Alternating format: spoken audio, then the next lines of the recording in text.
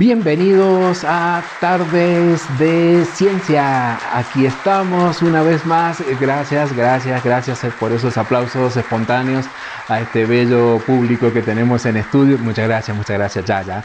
Gracias. Estamos dando comienzo, no sé en cuál cámara estoy, en la 53, en la 40, en la 1.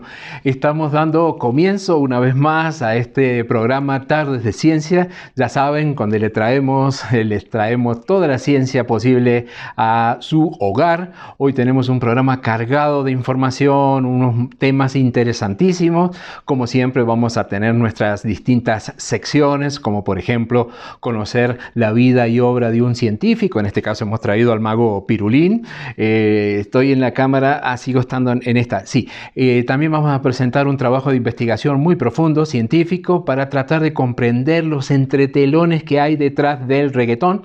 Y ya saben, como cierre, el momento que más esperado por todos ustedes, el cierre patrocinado por las personas que nos permiten hacer este programa, que es normalmente el horóscopo de Tardes de Ciencia.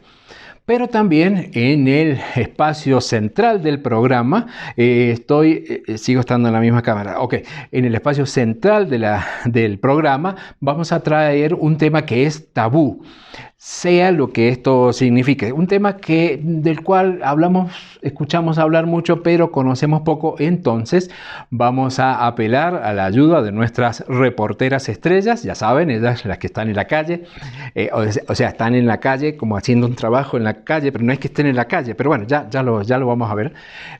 Toda esta información, todo este material que le hemos traído, lo vamos a presentar a continuación de estas brevísimas publicidades que vamos a compartir con ustedes.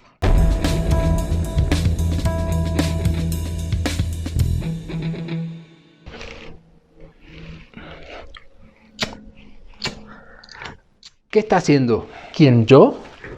Sí, usted ¿Cómo le parece, loco? jefe? ¿Qué es eso? Me estoy adelantando al tema. ¿Qué tal? ¿Qué opina? ¿Un asco? ¿Qué se piensa que es esto? Ya demasiado me tengo que aguantar con toda esta pseudociencia que pasamos en el programa. Pero es que ellos son los que nos patrocinan todo esto. Mire, ya, deje todo eso que ya vamos al aire. Ya vamos en 3, 2, 1...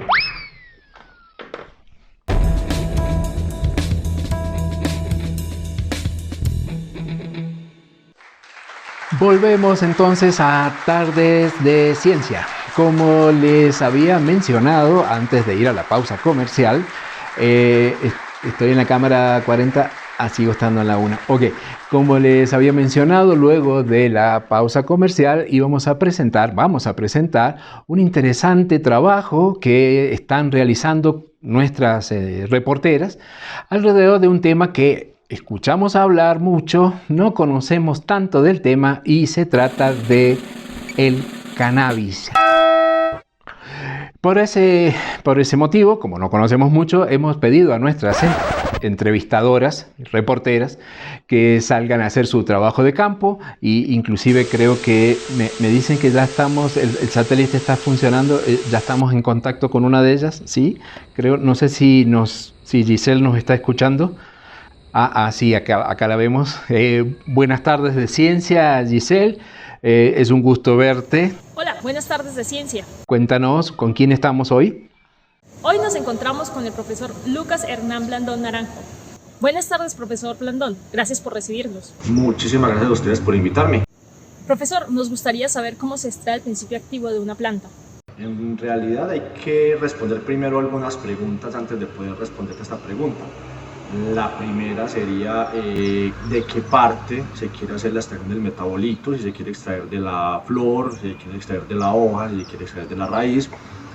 Lo segundo es si ya se conoce o hay algún reporte de cómo se extraen esos metabolitos, indiferente pues del metabolito que sea, si ya a alguien se le adelantó a uno y ya avanzó algo en ese trabajo. Y tercero, que también es muy importante conocer, es cuáles son las características químicas del metabolito que uno quiere extraer. Esto para poder decidir aspectos importantes, como por ejemplo en qué solvente o en qué medio se podría extraer dicho metabolito, teniendo en cuenta aspectos tan importantes como la solubilidad. ¿Nos podría dar un ejemplo? Supongamos que queremos extraer algún fitocannabinoide de la planta cannabis, que es un metabolito que está muy de moda últimamente. Lo primero que tiene que tener en cuenta, por ejemplo, es que este fitocannabinoide se extrae particularmente de la flor. Entonces, para eso necesitamos definir qué tipo de plantas vamos a utilizar y específicamente pues serían plantas hembra, que son las que pueden dar flor. Hay un montón de avances en cuanto a extracción de este tipo de metabolitos y se ha encontrado que hay solventes muy buenos para hacer esta extracción, muy eficientes. El metanol, el etanol, el éter de petróleo, por ejemplo. Sin embargo, teniendo en cuenta que esos metabolitos terminan teniendo una aplicación desde el punto de vista médico o farmacéutico, entonces ahí, por ejemplo, la opción ideal sería utilizar solventes como por ejemplo etanol, que es un solvente biocompatible, que no es tóxico para los seres humanos y que entonces nos permite pues como trabajar con más tranquilidad.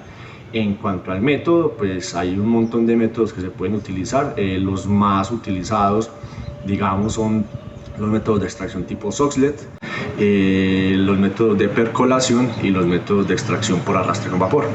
Muchas gracias, profesor, por recibirnos. Regresemos a estudio. Muy bien, muchísimas gracias, Giselle, muy interesante tu trabajo. Decíamos que tenemos a nuestras reporteras. Esto no es todo. Ese ha sido el trabajo que nos envía nuestra amiga Giselle, pero creo que ya estamos en contacto también con Manuela. ¿Sí? Manuela, me parece, no, ella nos está escuchando. Sí, parece que nos está escuchando. Buenas tardes de Ciencia. Manuela, ¿cómo estás? Buenas tardes de Ciencia. Estamos con el profesor León Darío Pérez, a quien le damos las buenas tardes. Profesor, nos gustaría que nos contara cómo puede la nanotecnología mejorar la biodisponibilidad de un fármaco. Para determinar el impacto de los nanomateriales sobre la biodisponibilidad de un fármaco, debemos tener en cuenta algunas limitaciones que estas sustancias pueden presentar, principalmente cuando se desean administrar por vía oral. Muchos fármacos son insolubles en aguas y los que lo son pueden descomponerse por la acción de enzimas y demás componentes que actúan en la digestión de los alimentos. Luego, los fármacos tienen que absorberse en el intestino para ingresar al organismo. Para la mayoría de ellos, la cantidad que realmente logra absorberse y por ende ejercer un efecto terapéutico es muy pequeño. Adicionalmente, de esta fracción que logra ingresar, una parte va a ser metabolizada muy rápidamente por el hígado y otra va a acumularse en órganos, lo cual, además de reducir su actividad, puede acentuar su toxicidad. Cuando un fármaco se encapsula en nanopartículas, estas incrementan su solubilidad en medio acuoso, como lo son los medios fisiológicos, lo protege de la acción de ácidos y enzimas. ¿Y alguna ventaja adicional sobre estos sistemas que pueda destacar? Efectivamente, se puede destacar que estos sistemas pueden favorecer su absorción en el intestino e incrementar su estabilidad frente al metabolismo de primer paso. Por otro lado, la mayoría de las nanopartículas pueden circular por periodos prolongados en el plasma, debido a que por su tamaño no son depurados por el riñón a ser muy grandes, pero tampoco son reconocidas por el sistema retículo endotelial, son muy pequeñas para ello. Esto facilita que los fármacos puedan liberarse durante periodos prolongados. Además, la concentración de estas sustancias libres en el plasma es muy baja, lo cual reduce su bioacumulación y por ende su toxicidad. Muchísimas gracias por esa explicación tan clara. Volvemos a Estudios Centrales. Muy bien, muchísimas gracias, Manuela. Felicitaciones por ese trabajo. Pero esto no termina aquí, queridos amigos. Tenemos una producción impresionante, hemos invertido un buen dinero gracias a nuestros patrocinadores y también tenemos el trabajo que nos envía o que nos ha preparado nuestra reportera Yoreni. No sé si ya estamos en contacto con Yoreni, no sé si Yoreni nos está escuchando. Sí, parece que sí. ¿Con quién estamos hoy?